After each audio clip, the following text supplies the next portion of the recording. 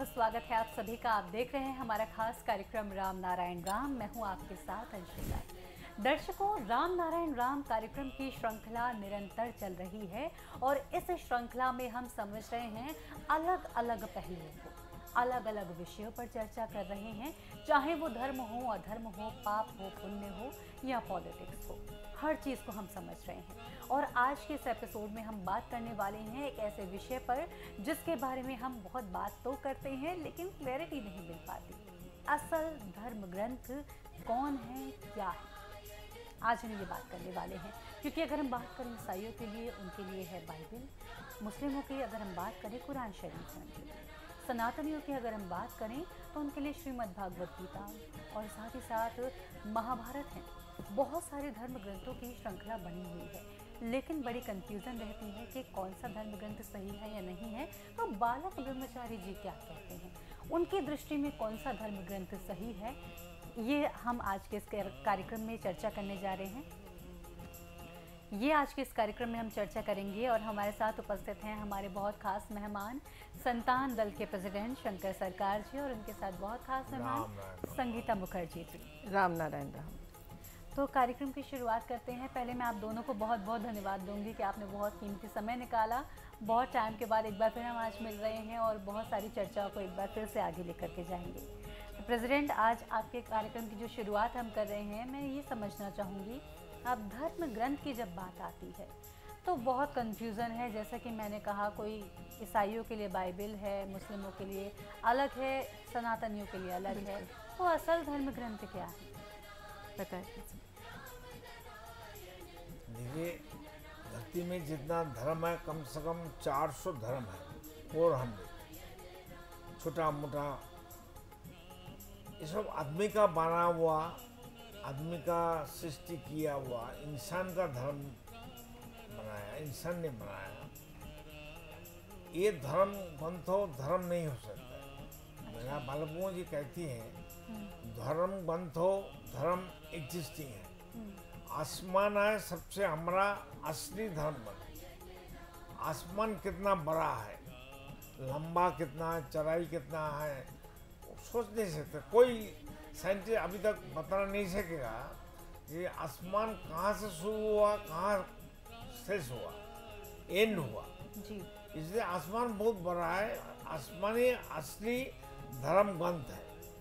हर धर्म का, सभी इंसान का, सभी जीव का एक ही धर्म ग्रंथ है आसमान। उसका नाम है रामो नारायणो राम। वो धर्म ग्रंथ का नाम, सृष्टा का नाम, ईश्वर का नाम, सभी सर्वशक्तिमान का नाम, असली नाम, कोई भी नाम से पुकारे, लेकिन उनका जो असली नाम है वो है रामो नारायणो राम। और वो जो धर्म ग्रंथ है आसमान, उसमें जो पन्ने हैं, पन्ने बोलिए, पन्ना बोलिए, कुछ भी बोलिए, एक एक पेज अनगणित, वो है एक एक तारे, एक एक नक्षत्र, एक एक सौर जगत, एक एक तो पन्ना, एक एक तो चैप्टर है, पेज है जी। उसको रिसर्च करने से आदमी को जिंदगी भर चलेगा, हजारों लाखों जिंदगी चलेगा। लेकिन इंसान को अगर जल्दी जल्दी कुछ पाना चाहती है तो प्रकृति को, टोटालिटी को, राम नाम को धर्म ग्रंथ मानना चाहिए। इससे अच्छा साइंटिफिक और एग्जिस्टिंग धर्म ग्रंथ कुछ नहीं हो सकता है। इसलिए आदमी का बना हुआ धर्म, आदमी का बना हुआ धर्म ग्रंथ, ये सब आदमी का मैन मेड है, इसका कोई वैल्यू नहीं है। इसलिए 400 धर्म है। और सबसे बड़ा बात है, धरती का हर इंसान को याद रखना चाहिए, जो जितना इंसान हम लोग धरती में अभी है 800 करोड़, ये 800 करोड़ आदमी जब जन्म लिया माँ का गोद से, माँ का गोद से आने से पहले हम लोग धर्म ग्रंथों को लेके आया। क्यों मियाँ, हमारा सबका 800 करोड़ आदमी का जो शरीर है, बदन है, वो धर्म ग्रंथ से ही बना है। आसमान है, पंचभूत है, आसमान है, पानी है, हवा है, धरती है और सूरज है। 5 मटेरियल, 5 बेसिक चीज जो होता है, ये छोड़ के और आसमान को छोड़ के कोई धर्मग्रंथ नहीं हो सकता। इसलिए हमारा असली धर्म हम लोग पैदा होने का साथ साथ पहले ही हम लेके ही आया है। हमारा शरीर एक धर्म ग्रंथ है। शरीर से हर चीज को हम मनन कर सकता है, याद कर सकता है, उनको समझ सकता है, उसको जानकारी मिल सकता है। अभी जो देखिए चंद्रमा में, मंगल ग्रह में, शुक्र ग्रह में रॉकेट भेज रहा है, धरती में रसिया, अमेरिका, इंडिया, चाइना, ये सब तो जा ही रहा है। इतना जो जा रहा है, हमारा महागुरु कहती है कि हर आदमी बॉडी लेके भी जा सकता है, बॉडी रख के बॉडी के अंदर निकाल के जा सकता है, हर ग्रह नक्षत्र में घूम के आ सकता है। ये इतिहास है, ये फैक्ट है, जरिया है। सपनों में, नींद में, निद्रा में अगर हम कितना कुछ देखते हैं, हम आसमान चला जाता है, कोई उड़ के चला जाता है, कोई पानी के ऊपर भागता है। अगर वो सपने में, निद्रा में, नींद में कर सकता है तो जागृत में भी कर सकता है। प्रेसिडेंट, मैं यहाँ पर आपसे एक सवाल करूँगी, क्योंकि आप कई बार ये चीज़ें हमें बता चुके हैं। प्रकृति एक धर्म ग्रंथ है और जो हमें पढ़ना चाहिए, पर अगर हम और लोगों की बात समझें तो जैसे कि जो भी लोगों के धर्म ग्रंथ हैं कुछ ना कुछ बताते हैं, कुछ ना कुछ सिखाते हैं, तो आसमान क्या सिखा रहा है हमें? आसमान का रब आग रख के, मन को, दिल को वहाँ डाल के सोचिए ना क्या आ रहा है। वहाँ मन को ले जाइए, दिल को ले जाइए, आग बंद कर लीजिए, आसमान को देख लिया, बस आग बंद कर लीजिए। हमारा आग जो होता है ना, हर इंसान का ये एक बहुत बड़ा कैमरा है, वो खींच लेता है, पूरा छवि ले लेता है। हाँ। तो आप आग बंद कर लीजिए, अब आसमान को दिखाई देगा, आसमान आपका मुट्ठी में आ जाएगा। हमारा शरीर का इतना ताकत है, जो कुछ आसमान में है, प्रकृति में है, सभी चीज हमारा, आपका, सबका शरीर में है, हर इंसान का शरीर में है। सिर्फ उसका प्रयोग करना, उसको एक्सरसाइज करना, उसको ठीक ढंग से काम पर लगाना चाहिए, वो एक मेडिटेशन है। वो हर आदमी मेडिटेशन करता है, लेकिन ये हम गारंटी देते हैं कोई किसी को मालूम नहीं है हाउ टू मेडिटेशन। मैं एक चीज़ बीच में आपसे पूछना चाहूँगी। आपने कहा कि हमारे जितने भी धर्म ग्रंथ हैं अलग अलग स्ट्रीम के, तो वो हमें कुछ ना कुछ सिखाते हैं। तो क्या सिखाते हैं जो धर्म ग्रंथ हैं हमें? जीवन जीने का तरीका अगर हम बात करें, मैंने और बुक्स तो नहीं पढ़ी हैं, लेकिन अगर हम थोड़ा बात करें, आइडिया। हाँ, अगर हम बात करें श्रीमद् भागवत गीता की, तो वहाँ पर श्री कृष्ण ने जो उपदेश दिया है, बिल्कुल, वो हमें यही बताया गया है कि आपको जो जीवन में चैलेंजेस जो भी आते हैं, हर समस्या का समाधान गीता जी में है। बिल्कुल। लेकिन जो धर्म ग्रंथ जो मैन मेड है, ये तो वही हुआ ना, मैन मेड धर्म और धर्म ग्रंथ है। तो क्या ये मैन मेड धर्म ग्रंथ हमें एक दूसरे से जोड़ना सिखाते हैं? ये जो धर्म ग्रंथ हैं, उनमें जो लिखा गया है, या जिस भी महापुरुष ने जिस भी ग्रंथ की रचना करी है, उनकी आइडियोलॉजी गलत नहीं थी। उन्होंने जो सिखाया है, अगर देखें कि एक दूसरे से प्रेम स्वरूप रहना चाहिए, अपने चैलेंजेस को हमें फेस करना चाहिए, ना कि उनसे भागना चाहिए, तो हमें प्रकृति और आसमान भी तो यही शिक्षा दे रही है। लेकिन धर्म ग्रंथ जैसे ही किसी का उस पर ठप्पा लग जाता है कि हिंदू का धर्म ग्रंथ है, ये मुस्लिम का है, ये क्रिश्चियन का है, तो वो तो फिर धर्म के बाद पे जातिवाद हो गया, हमने एक भाई को एक भाई से अलग कर दिया। तो ऐसे धर्म ग्रंथ की क्या वैल्यू है हमारी लाइफ में, जो कि हमें एक दूसरे से अलग करे? लेकिन धर्म ग्रंथ जो भी हैं, जितने भी ग्रंथ हैं, अगर हम बाइबल बात करें, जो हमें सुनाई देता है, समझा जो जाता है, कोई भी ग्रंथ किसी को अलग नहीं कर रहा। कोई भी ग्रंथ ये नहीं कह रहा कि ये आपके साथी नहीं हैं या आपका भाई नहीं है, आपको इनसे दूर रहना है। वो नहीं कह रहे, लेकिन उनको जो फॉलो करने वाले हैं, वहाँ पे कहीं नहीं लिखा, किसी भी कुरान शरीफ में ये नहीं लिखा कि आप जिहाद करिए। जिहाद का मतलब ही बदल दिया इन लोगों ने। है हर किताब में जिहाद का मतलब बदल दिया। जिहाद का मतलब है फॉर ह्यूमैनिटी, अपने आप को तरीका। अपने आप को सेक्रीफाइस करना, अपनी इच्छाओं को, अपनी लालसाओं को, अपनी कामनाओं का सेक्रीफाइस करना। ये नहीं कि इंसान को ही सेक्रीफाइस कर दो आप। तो जिहाद का तो मतलब ही बदल के टेररिज्म बना दिया।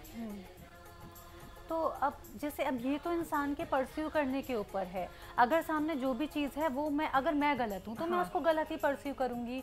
तो उस इंसान मेरा जो नज़रिया है वही गलत है, तो मैं तो प्रकृति के भी जो सिद्धांत है उसको भी गलत इसमें परस्यू कर सकती सबसे बड़ा जो धर्म ग्रंथ में, हम अगर अलग अलग धर्म के लोग अलग अलग धर्म ग्रंथ को मानते हैं, ग्रंथों में कुछ गलत नहीं लिखा, लेकिन उसको जो फॉलो करते हैं उन्होंने इंसान में फ़र्क कर दिया। एक इंसान को एक इंसान से अलग कर दिया। मस्जिद में आप अलग इंसान जा सकते हैं, हिंदू है तो वो मंदिर में जाएंगे या अपना भगवत गीता को फॉलो करें। तो ये जो डिवाइडेशन है वो प्रकृति नहीं करती। तो इसीलिए आसमान है सबसे बड़ा ग्रंथ, आसमान है सबसे बड़ा वेद, क्योंकि आसमान से जो हमें सीखने को मिलता है, प्रकृति से जो सीखने को मिलता है, वो सीख हमें एक दूसरे से जोड़ना सिखाती है। धर्म ग्रंथ को हम गलत नहीं कह रहे, लेकिन उसकी वजह से जो जातिवाद आ रहा है वो गलत हो रहा है, इंसान में जो भेदभाव हो रहा है। तो हमें इसीलिए प्रकृति के नियम को फॉलो करते हुए अपनी जीवन शैली को आगे बढ़ाना है। जी, तो फिर प्रकृति के क्या नियम हैं? प्रकृति अगर हमें सिखाना चाहती है, क्योंकि हर कोई ऐसे नहीं सीखना चाहता। लोगों को लगता है कि अब किसी चीज़ को देखकर सीखें या पेड़ को देखकर सीखें कि पेड़ हमारे लिए सारी चीज़ें कर रहा है, हमसे कुछ मांग तो नहीं रहा। इतनी मेहनत किसी को नहीं करनी, 4 लाइनें देख ली लिखी हुई तो वो पढ़ते इंसान समझ सकता है। प्रकृति को कैसे समझे? इसके लिए सबसे इजी तरीका है हमारा महागुरु बालक ब्रह्मचारी का बीज मंत्र राम नारायण राम। राम में यहाँ पे हमने दशरथ पुत्र राम को नहीं समझाया है यहाँ पे उन्होंने, और ना नारायण वो जो है सुदर्शन चक्रधारी नारायण है। ठीक है। राम है महाआकाश ये, और नारायण हो गए तारे नक्षत्र, और जो दूसरा राम है वो है जितने भी प्राणीगण हैं, पेड़ पौधे जीव जंतु मनुष्य सब इसमें आते हैं। ये राम नारायण राम सिर्फ एक बीज मंत्र तो है ही, ये एक महाध्वनि है, एक टोटलिटी है। इसमें पूरा ब्रह्मांड, पूरे जितने भी गैलेक्सी में जितने भी हमारे यूनिवर्स हैं, एक तो नहीं है बहुत है, तो जितना भी सोलर सिस्टम गैलेक्सी पूरी इसमें कवर हो जाती है इस एक मंत्र में राम नारायण राम। ये एक बहुत ही महाध्वनि है, क्योंकि जब भी हम पैदा होते हैं या कोई पेड़ बीज से एक छोटा पौधा बनता है, वो सब एक ध्वनि का रूप है। क्योंकि आपने भी सुना होगा कि जब कोई पेड़ के सामने म्यूज़िक भी चलाते हैं जिससे कि पेड़ की उपज अच्छी होती है। ये जो हम कहते हैं ना, जो गांव में गाय भैंस चराते हैं बांसुरी बजाते थे, उसका एक साइंटिफिक रीज़न है, क्योंकि एक म्यूज़िक, एक सूदिंग म्यूज़िक, एक स्वर, एक ध्वनि, वो हर किसी को मोहित करती है। अगर क्योंकि एक ध्वनि एक ऐसी चीज़ है, साउंड एनर्जी से सब सृष्टि हुआ। साउंड एनर्जी ब्रह्म है, साउंड एनर्जी ओंकार ध्वनि है, साउंड एनर्जी हर आदमी हर इंसान का अंदर है। और विदाउट साउंड को छोड़ के कोई चीज सृष्टि नहीं हो सकता है। ना बात कर सकता, ना लेन देन कर सकता, ना आदान प्रदान कर सकता। आप सोचिए,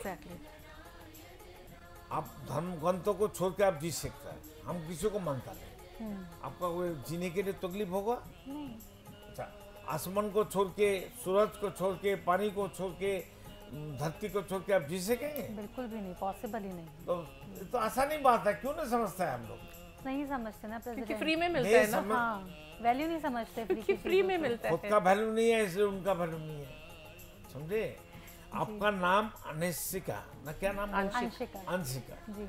तो आपका एक ही नाम है शरीर में, आपका टोटल का नाम, टोटलिटी का नाम अनिश्चिका। जी। आपका आँख है, बाल है, दांत है, नाक है, नासिका है, शरीर में हार्ट बीट है, फुसफुस है, किडनी है, स्टमक है, इसी नाम से तो कोई पुकारता नहीं है। आपको अनिश्चिका बोल के कोई पुकारेगा, आपका शरीर में जो कुछ है सब तो आ जाएगा वेट करने के लिए। जी जी। तो राम नाम ही असली सब कुछ का नाम है, सब मिला के आपका हमको सारी जीव, सारी जंतु, सारे प्राणी, पंचभूत, कृति, अब तेजोम, जल, पानी, हवा और सूरज, धरती और आसमान को लेके टोटल का नाम, विश्व ब्रह्मांड का नाम, ओरिजिनल नेम, असली नाम रामो नारायण राम। ये राम नाम बात करता है, सुनता है, तो पुकारेगा। देखिए आप यहाँ बैठ के कोई बीमार आदमी आ जाए, किसी का भूखा है, हम चैलेंज करते हैं जो बहुत भूखा है उनको बढ़ाइए, उसको खाने नहीं पड़ेगा। विदाउट फूड हम उसको भूख भगा देंगे। अच्छा। नेचर उसको खिलाएगा। कैसे खिलाएगा? आपका ये दोनों आंख से नहीं देख सकता है। हर आदमी का, हर इंसान का, और ये आगा चक्को दीदल बोलता है, यहाँ एक आंख है, इससे देख सकता है। सब कुछ है, भगवान का पास सब कुछ है, अल्लाह का पास सब कुछ है, गॉड का पास, जिसु के पास सब कुछ है, और हमारा पास कुछ नहीं है। ऐसा हो सकता है? ऐसा हो नहीं सकता है। जो सच्चाई है, जो दिखाई देता है, जो एग्जिस्टिंग है, जो परिपूरक है, जो हम लोग को एंजॉय कर रहा है हर रोज, हर टाइम, एक एक पल। विदाउट पानी हम नहीं जिएंगे, विदाउट लाइट सूरज से हम नहीं जिएंगे, विदाउट एयर से हम नहीं जिएंगे। धरती नहीं है तो हम कहाँ बैठेंगे, कहाँ खड़ा होंगे, कहाँ खेती करेंगे, कहाँ मकान बनाएंगे? धर्म ग्रंथ में मकान बनाएंगे? कुरान को अब मकान बनाएंगे क्या? बनेगा? कोई भी धर्म ग्रंथ, 400 धर्म है, सभी धर्म ग्रंथों को लाके आप इसको क्या बोलते हैं, निचोड़ के कोई रस नहीं निकलेगा। पानी में प्राण है, चैतन्य है, हवा में है, बिल्कुल। सूरज है, ठंडी में हमको बहुत अच्छा लगता है, घर से निकल के हम सूरज जहाँ धूप है हम वहाँ जाके बैठ जाता है। आसमान का तरफ देखो ना, देखने से मजा आ जाता है। कितना तारे है, नक्षत्र है। जब इतना तारे नक्षत्र है एग्जिस्टिंग आसमान में, सब तो हमारा घर भर ही है, मकान है। हर नक्षत्र में हम जा सकते हैं। जाने जो बनाया, बनाने वाला ईश्वर हो, गॉड हो, अल्लाह हो, हम लोग को नहीं तो बनाया ना। आपका घर में अगर कितना, आपका मकान में कितना मकान घर है? आपका घर में फ्लैट के मकान है आपका 4 BHK है। 4 BHK का है, तो हर रूम में आप जा सकते हैं ना। हाँ। कोई रुकता है आपको? नहीं। वो आसमान में जितना तारे नक्षत्र है, हर नक्षत्र में हम जा सकते हैं। आप भी जा सकते हैं। अच्छा। अच्छा नहीं, ये हकीकत है। आप जन्म से पहले कहाँ थे? आप पानी में थे, हवा में थे, धरती में थे, पेड़ में थे, फल मूल में थे, साग सब्जी में थे, सूरज में थे, आसमान में थे। घूम के हम तो आया पिता का खून में। पिता का खून कहाँ से आया? हरियाली और पेड़ पौधे से फल मूल खा के। तो उसमें तो हम थे, हर जगह में हम थे, घूम के आया ना। बिल्कुल प्रेसिडेंट, आपसे मैं सहमत हूँ और इस पर हम अभी आपसे और भी चर्चा करेंगे। और फिलहाल अभी के लिए इस कार्यक्रम को यहीं पर हमें विराम लगाना होगा, समय की पाबंदी के चलते। आप दोनों का बहुत बहुत धन्यवाद यहाँ आने के लिए। राम नारायण राम। तो दर्शकों, इसी के साथ आज के इस एपिसोड में इतना ही। आज हमने समझा असली धर्म ग्रंथ कौन है, और वो हमने समझा कि वो आसमान है, प्रकृति है, उनसे हमें सीखने की ज़रूरत है। इसी के साथ आज के इस एपिसोड में लेती हूँ आपसे इजाज़त। फिर होगी मुलाकात, तब तक के लिए नमस्कार। आप देख रहे हैं हमारा खास कार्यक्रम राम नारायण राम शंकर सरकार जी के साथ राम नारायण रामशाह। यह एक महाध्वनि और बीज मंत्र है। यह सभी समस्या का संपूर्ण समाधान है। आप लोग इन्हें अपना के देखिए, मन और दिल में क्या प्राप्त हो रहा है। इस कार्यक्रम का विशेष उद्देश्य इसका प्रचार और प्रसार के साथ ही प्रत्येक मनुष्य की मुक्ति का मार्गदर्शन है, और यह आपके दिल की बात है। इस मार्ग पर पुण्य और मुक्ति निश्चित है। इस कार्यक्रम के माध्यम से संतान दल द्वारा चलाए जा रहे श्रेष्ठ सेवाओं से जुड़कर सबके कल्याण के लिए इस नेक कार्य का हिस्सा बन सकते हैं, और वृद्धाश्रम, गौशाला, गरीब और वंचित बच्चों की शिक्षा का भी सहयोग और समर्थन कर सकते हैं। संतान दल सबका एक ही परिवार है। अकाउंट नेम संतान दल, account number 266505000657, IFSC code ICIC 000265। पूरी तरह जानने के लिए आप संस्था के फोन नंबर पर संपर्क कर सकते हैं। Phone number 6291342066, 9836073503। Email ID santandal1960@gmail.com।